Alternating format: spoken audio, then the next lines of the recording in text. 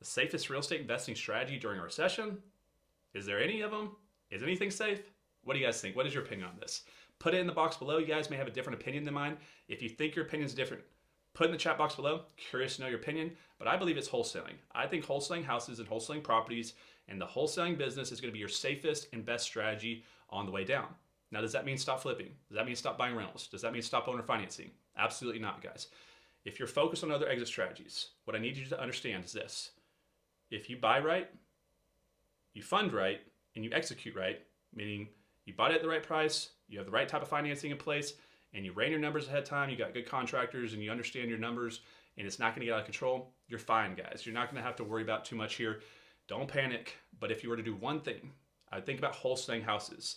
If you're doing long renovations or things that have long time horizons to them and big budgets and a lot of risk to them, I'd really start thinking about wholesaling certain properties and only renovating those that are home runs that you know are not going to put your business at risk.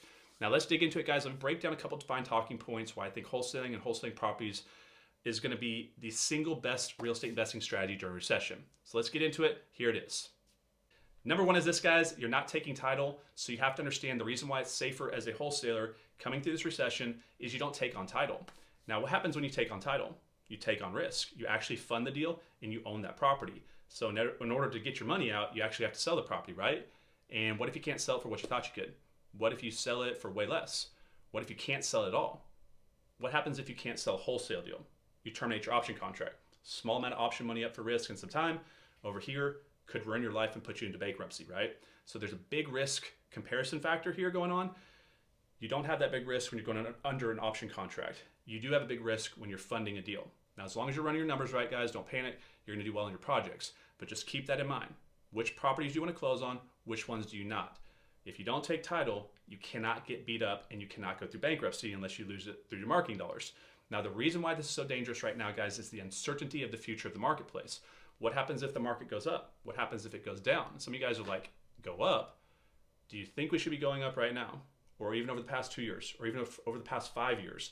Crazy stuff is happening right now. There's a lot of external influence that some of you guys really understand what's happening. Not going on the rabbit hole on this one, but what happens after the midterms? What happens if $5 trillion gets pumped into the system? What if we see another run up? We don't know.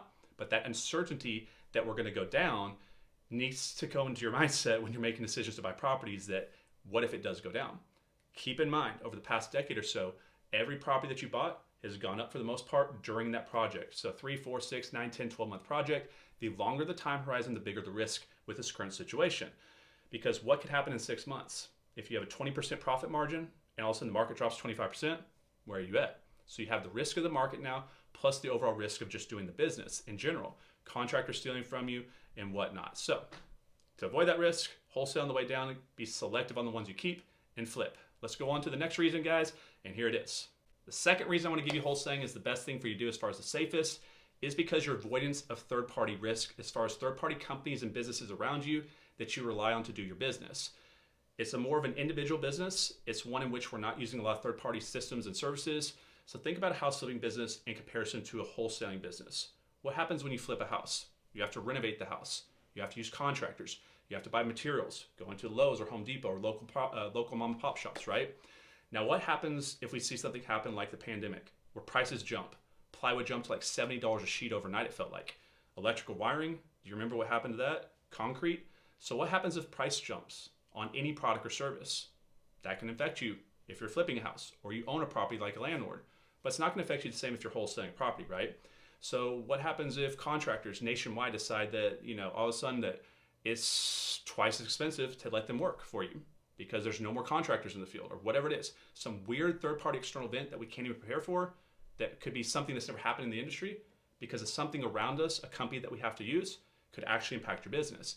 So by wholesaling, you're limiting the risk that something changes in a market or business model around you that could change your business, if that makes sense. So let's go on to the next one. Number 3, guys, here's a good reason for doing this as far as wholesaling during recession. It opens up your market share and it opens up your deal flow, and it takes the risk down of doing deals not locally, but remotely on a larger geographical footprint. So think about this if you're doing deals all across the country. Very common now because it's technology and social media and all the different things that we have that advance our businesses here. Now, if you're going to flip a house in California, but you're going to also wholesale that same house in California, Which one takes less time? Which one takes less headache? Which one's less risky? Well, for one, now you have to learn another market that's remote to you. You don't know it like you know your local market.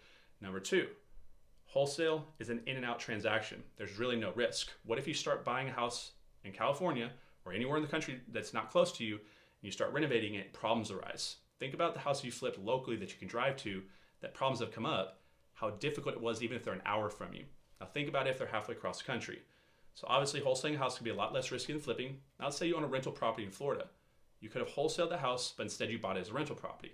You put a tenant in there that seemed good, and a month later, they turn off the phone. 2 months later, still haven't heard from them. Now you don't know what's going on. The house could be burned down. There could be someone, who knows what they're doing, right? Selling drugs. What do you have now? You have a problem that you wouldn't have had if you wholesaled the property. So wholesaling is going to open up the geographical footprint, meaning larger market share, that you can now do more transactions across the country, which means if your market goes off to a point where it's completely dead and too difficult to do deals in, you're not stuck having to move somewhere else to be boots on the ground.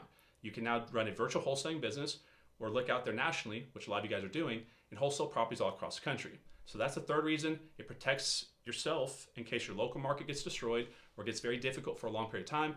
It opens up the footprint as far as where you can do deals, and also it takes the risk down. So let's go into the last one, guys, I want to give you before we wrap this video up. I hope these help so far. If you liked any of these tips so far, guys, like this, put a comment below, subscribe to the channel, make sure to hit the notification bell, guys, and here's number 4.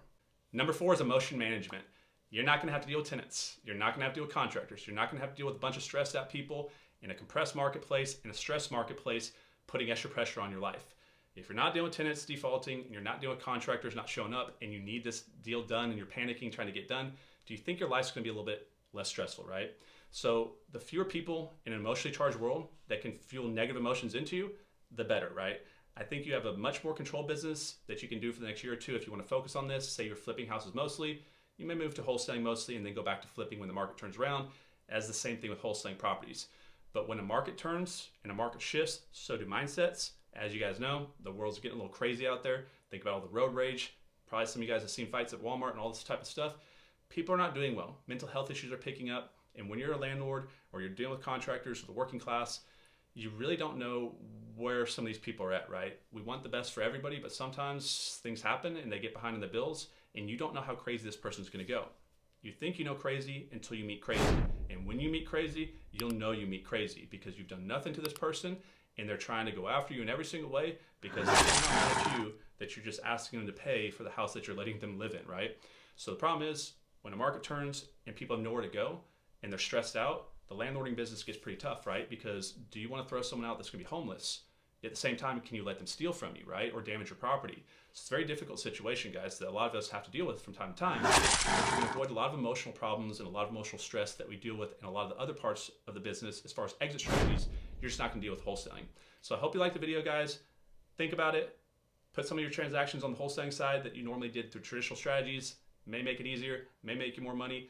But if you like today's video, guys, subscribe to the channel. I'll see you on the next one.